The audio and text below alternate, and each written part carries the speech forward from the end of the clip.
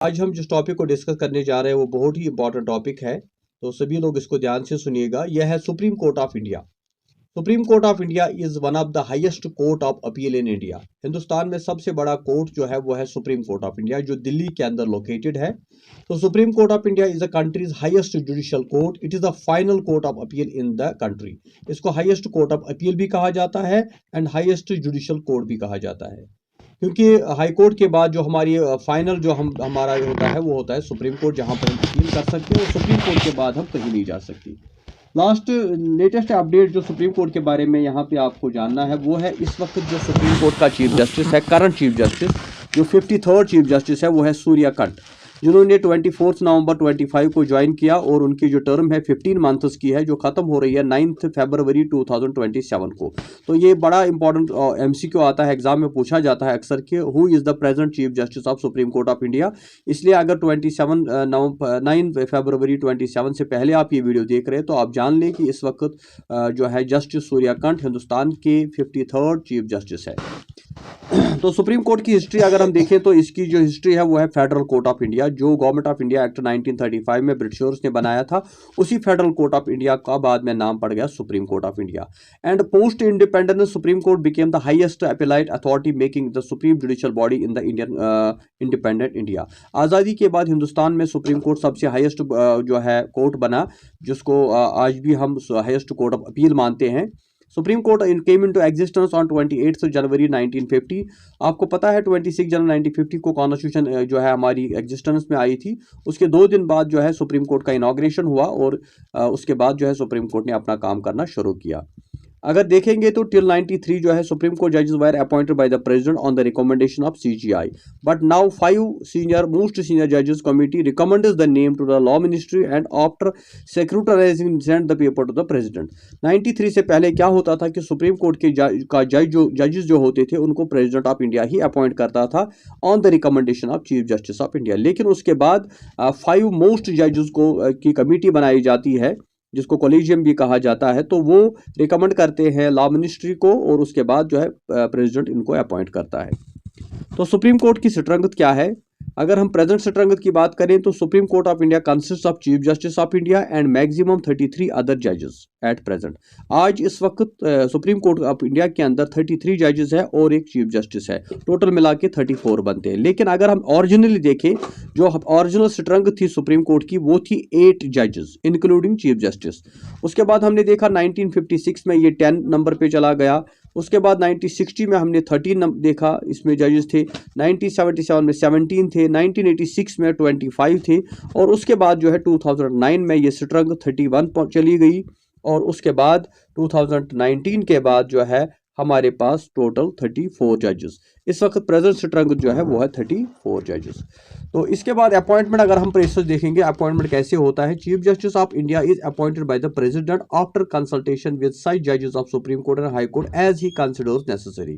कि जब भी चीफ जस्टिस को अपॉइंट करना होगा तो ये काम प्रेसिडेंट करता है, लेकिन इस काम करने में वो जजेस ऑफ सुप्रीम कोर्ट या हाई कोर्ट को जो वो उसको लगते हैं उनको कंसल्ट करता है, जरूरी लगते हैं उनसे कंसल्ट करके वो चीफ जस्टिस को अपॉइंट करता है। लेकिन अगर हम देखें जो सेकंड जज केस था 93 में, उसमें बोला गया कि supreme Court held that senior most जज of supreme Court should alone be appointed as the chief justice of India. उसमें कहा गया कि जो सीनियर मोस्ट जज होगा सुप्रीम कोर्ट का उसी को चीफ जस्टिस बनाना चाहिए। इसी तरह थर्ड जज केस 98 में आता है, जिसमें बोला गया कि chief justice supreme Court held that chief justice has to consult 4 senior जजेस व्हाइल अपॉइंटिंग द अदर जजेस। तो प्रेसिडेंट को जब अपॉइंट करना होगा जजेस को तो उस वक्त चीफ जस्टिस जो है वो सीनियर मोस्ट जजेस को भी कंसल्ट करेगा, जिसको हम कॉलेजियम सिस्टम कहते हैं। तो इन केस चाहे उस केस में या इस केस में प्रेसिडेंट ऑफ इंडिया ही जो है इनको अपॉइंट करता है। क्वालिफिकेशन ऑफ जज क्या होती है? जज टू बिकम द जज of supreme court what one has to be a citizen of India, या उसके पास और दूसरा उसके पास जो है एज ए जज ऑफ हाई कोर्ट उसने 5 साल काम किया हो। इसी तरह से हाई कोर्ट का एडवोकेट रहा हो 10 साल का, या इसके अलावा डिस्टिंग्विश्ड ज्यूरिस्ट हो इन व्यू ऑफ प्रेसिडेंट। प्रेसिडेंट की नज़र में वो एक फेमस लॉयर होना चाहिए, फेमस ज्यूरिस्ट होना चाहिए। तो मिनिमम एज कोई इसके लिए रिक्वायरमेंट नहीं है, लेकिन मैक्सिमम एज जो है 65 है, रिटायरमेंट एज 65 है एक सुप्रीम कोर्ट जज की।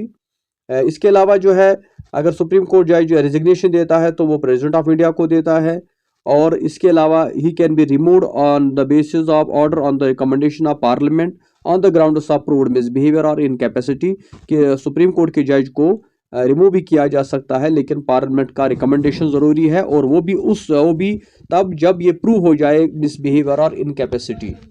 तो इसमें क्या होता है कि प्रेसिडेंट कैन रिमूव ए जज of supreme court only after the removal motion is passed by both houses of parliament with a special majority. President of India तब किसी सुप्रीम कोर्ट जज को रिमूव करता है जब दोनों हाउसेस स्पेशल मेजॉरिटी से ये रेजोल्यूशन पास करते हैं रिमूवल का, इम्पीचमेंट का। So the grounds of removal और इम्पीचमेंट इज, तो वो क्या होता है, प्रूव्ड मिसबिहेवियर और इनकैपेसिटी। कि ऐसा नहीं कि कोई भी कोई मामूली सी गलती हुई हो प्रेसिडेंट से तो उसको रिमूव किया जाए, नहीं, proved misbehaviour. And that is why no case of removal of supreme court जज हैज हैपेंड। आज तक किसी भी सुप्रीम कोर्ट जज को रिमूव नहीं किया गया, क्योंकि the procedure of removal of जजेस through parliamentary resolution is same as a Supreme Court of high court. तो ये सेम प्रोसीजर है। इसी तरह से हम बात करेंगे जो टेन्यूर होता है एक्टिंग चीफ जस्टिस जो है, अगर कभी सुप्रीम कोर्ट का जज अवेलेबल ना हो तो प्रेसिडेंट ऑफ इंडिया एक एक्टिंग चीफ जस्टिस को भी अपॉइंट कर सकते हैं when the chief justice is absent और unable to perform his duties.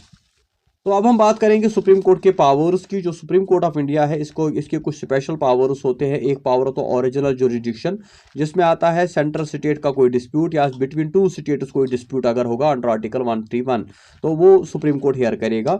इसी तरह 139 में बोला गया है कि सुप्रीम कोर्ट इशू करेगा रिट्स, ऑर्डर्स और डायरेक्शंस टू सेंट्रल और स्टेट गवर्नमेंट। इसी तरह से 32 आर्टिकल फंडामेंटल राइट्स के बारे में है कि supreme court has the authority to enforce fundamental rights. और इसके अलावा अगर हम देखें तो जो अटॉर्नी जनरल ऑफ इंडिया होता है तो उसको एडवाइस करना। इसी तरह से प्रेसिडेंट अप्लाइड जुरिडिक्शन आता है कि अगर हम किसी भी क्रिमिनल या सिविल केस में हाई कोर्ट के बाद अपील करते हैं तो हम सुप्रीम कोर्ट में वो जाते हैं अंडर आर्टिकल 132, 133, 134। इसी तरह से एक एडवाइजरी जुरिडिक्शन है कि सुप्रीम कोर्ट को ये अथॉरिटी है, पावर है कि ये प्रेसिडेंट ऑफ इंडिया को एडवाइस करे या प्रेसिडेंट ऑफ इंडिया इनसे एडवाइस ले, फिर वो प्रेसिडेंट की मर्जी है कि वो उस ओपिनियन को कंसिडर करे या ना करे। रिव्यू जुरिडिक्शन भी है कि supreme court has the power to review any law that are being passed by the, अगर पार्लियामेंट ऑफ इंडिया ने कोई कानून पास किया तो सुप्रीम कोर्ट उसको रिव्यू भी करता है। आजकल हम सुनते हैं कि जुडिशल एक्टिविज्म की बात आती है कि जुडिशरी आजकल बहुत सारे मामलों में इंटरफेयर करती है, जिसमें अमेंडिंग ऑफ प्रियम्बल आता है कि प्रियम्बल को अमेंड करने नहीं देंगे, फंडामेंटल राइट्स के रिलेटेड आता है, या जुडिशल सेक्रेटरी आर्टिकल 368 के पार्लियामेंट कौन सी अमेंडमेंट ला रहा है, या मिसयूज़ ऑफ आर्टिकल 356। इसी तरह से फंडामेंटल राइट्स में, लोगों के राइट्स में इंटरफेयर करना। तो यहाँ पे जुडिशल एक्टिविज्म आता है कि जुडिशरी आजकल इन चीज़ों में इंटरफेयर कर रही है। सुप्रीम कोर्ट इंडिपेंडेंट जुडिशरी हमारी है, because independence of supreme court is basically constitutional safeguards इसके लिए रखे गए हैं, क्योंकि इसमें जो है पहला मोड ऑफ अपॉइंटमेंट है कि जजेस को अपॉइंट करता है प्रेसिडेंट ऑफ इंडिया, और उसमें भी वो कंसल्ट करता है जुडिशरी को। पॉलिटिक्स का कोई इसमें रोल नहीं होता, पॉलिटिकल लीडर्स का कोई इसमें रोल नहीं होता है जुडिशरी के जजेस को अपॉइंट करने में, जिससे जुडिशरी इंडिपेंडेंट रहती है। उनकी टेन्यूर की बात करें तो वो पूरी टर्म पूरा करते हैं, सिर्फ अगर ज़रूरत पड़ी तो उनको रिमूव किया जाता है ये जो है पार्लियामेंट के थ्रू, जो एक डिफ़िकल्ट प्रोसेस होता है। या इसी तरह उनकी सैलरी जो है कंसोलिडेटेड फंड से चार्ज की जाती है, उनके पेंशन वगैरह।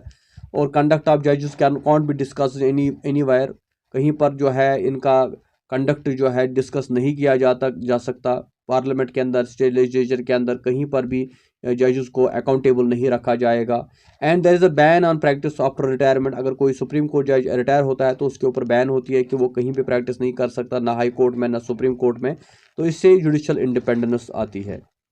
तो आप कुछ जानेंगे basic facts about Supreme Court of India, जैसे who was the first chief justice of India, H J. Kania.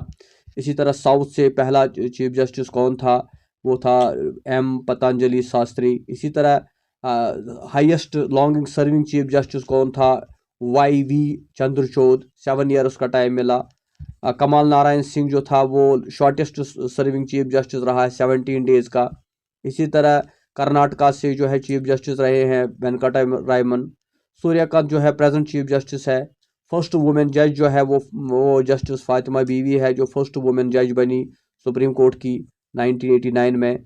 First women chief justice आज तक कोई नहीं बनी एज ऑफ 26, लेकिन अगर हम देखें तो इस वक्त जस्टिस बीवी नागरत्ना है जो इस वक्त फीमेल चीफ जस्टिस बनने वाली है 27 में, उसका नंबर है इसी तरह फर्स्ट मुस्लिम चीफ जस्टिस की अगर हम बात करें तो जस्टिस मोहम्मद हिदायतुल्लाह थे, जो पहले मुस्लिम चीफ जस्टिस बने हैं। 11th चीफ जस्टिस थे 68 से लेकर 70 तक। और उसके अलावा वो यंगेस्ट सुप्रीम कोर्ट जज भी रहे हैं, वाइस प्रेसिडेंट ऑफ इंडिया भी रहे हैं। फर्स्ट कश्मीरी चीफ जस्टिस अगर हम देखें तो जस्टिस एस आनंद, जो फर्स्ट कश्मीरी है to become the chief justice of India. 29th chief justice 1998 से लेकर 2001 तक। इसके अलावा वो जम्मू कश्मीर हाई कोर्ट के भी चीफ जस्टिस रहे हैं और मद्रास हाई कोर्ट के भी, और एक डिस्टिंग्विश्ड कैरियर है उनको इंडियन लॉ में, बड़ा फेमस नाम है उनका।